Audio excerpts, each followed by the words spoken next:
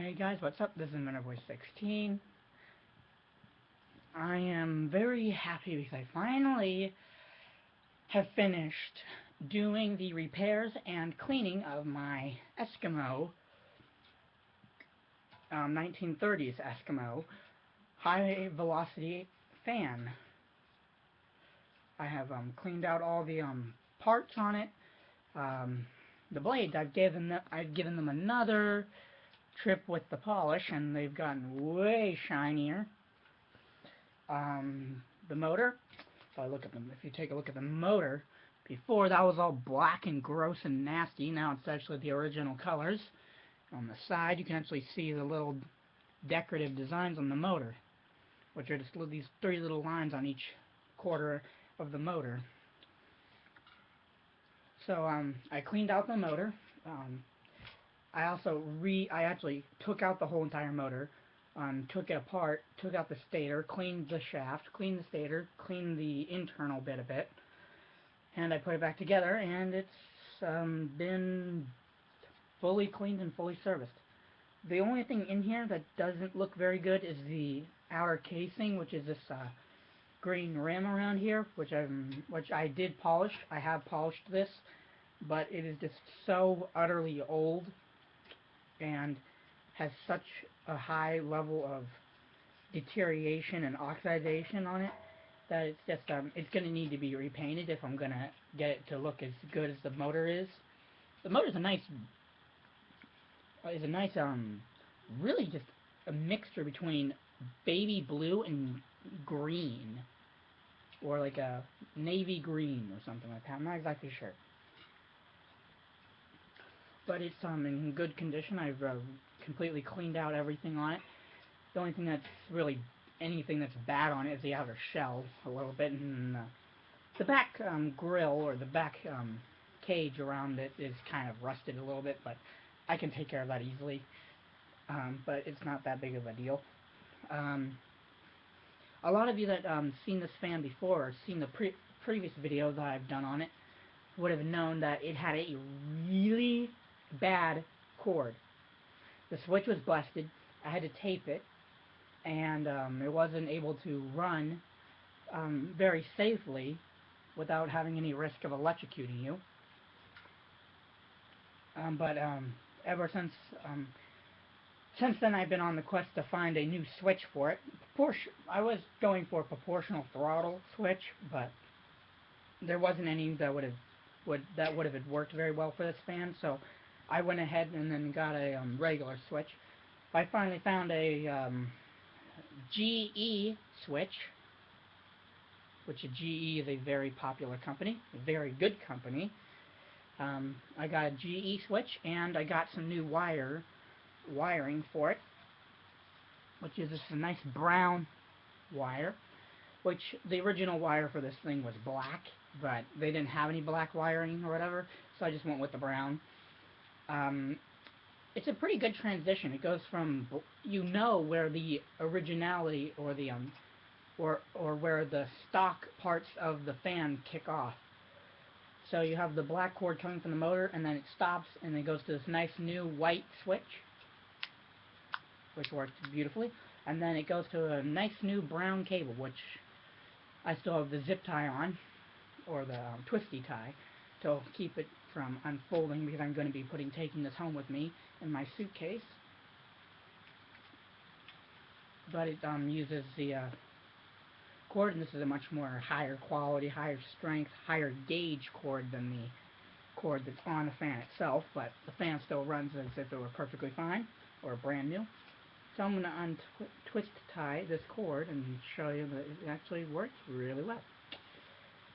The switch was kind of a pain to put together, because I had to unscrew it and then do all the bolts or whatever, and this just wasn't too easy. But once I did, the end result was pretty good. So undo that, and then the wire, which is all nice and folded and still has its little creases in it. I will go take it over and plug it in, and I'll show you.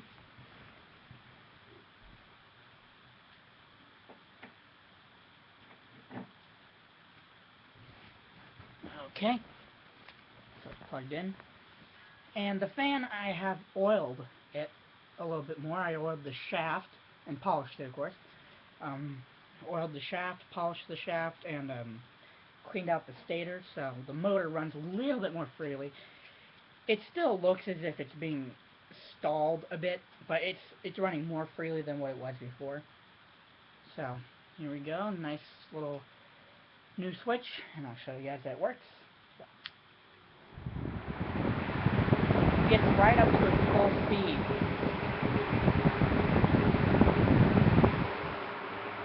So it's able to get up to its full speed very quickly, very easily. And don't mind the rattling, that's just the outer cage, because a couple of these bolts on here are really, really worn, so they allow the cage to rattle. So I'm going to use zip ties, or I'm going to re-thread the holes. But once you get it to a proper position or whatever, it runs very quietly and it's very smooth, and it moves a good amount of air. So, front view of it.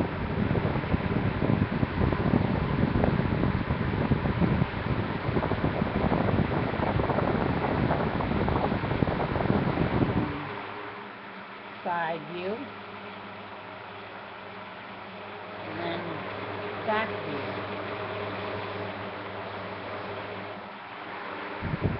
So it works really well. You turn it off, nice easy on off. No, the switch is very easy to use. It's not really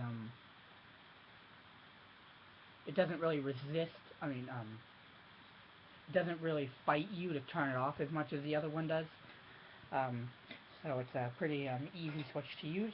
The fan runs beautifully, runs quieter, runs faster, and I'm hoping that it's running back at its original specs of 140 watts maximum power consumption.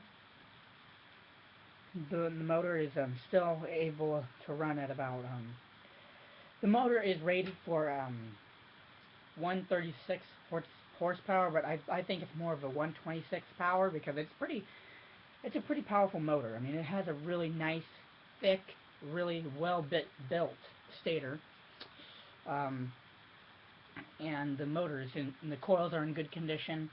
The motor's just overall in good condition, and it runs really smoothly and runs really well. And I did find out that this actually uses the little ball socket bearings instead of bushings or sleeve bearings.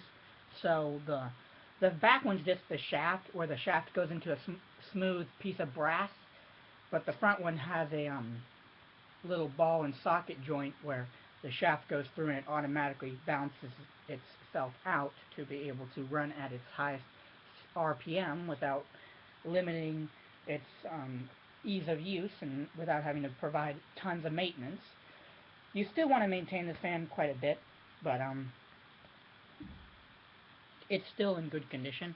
The oil cap is still nice and full, has a good level of oil in it, and it has been oiling up the bearing a bit, so it's freed up that front ball and socket bearing a bit, so it runs a little bit more smoothly. But it still kind of grinds whenever you try to move it manually. But when the fan runs and it's only moving like a millimeter every few RPM or whatever, then you really don't notice it. I'm going to eventually end up having to replace the rubber gaskets on the back of the motor and the cable, because those have been pretty badly corroded from not being oiled.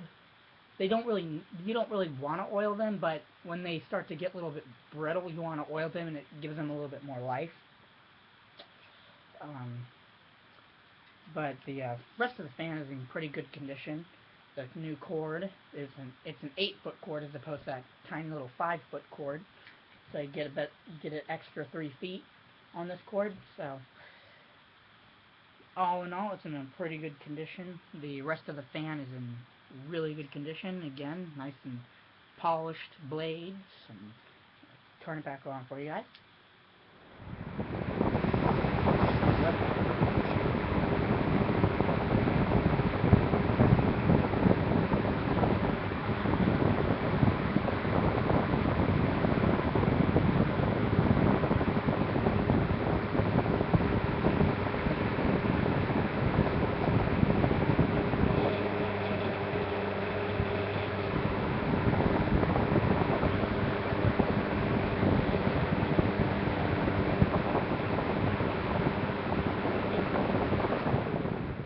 So there's the fan after it's been restored a little bit more and cleaned up the whole way. I hope you guys enjoyed. Please don't forget to comment, like, and subscribe, and I'll see you guys later. Stay cool, YouTube. Bye.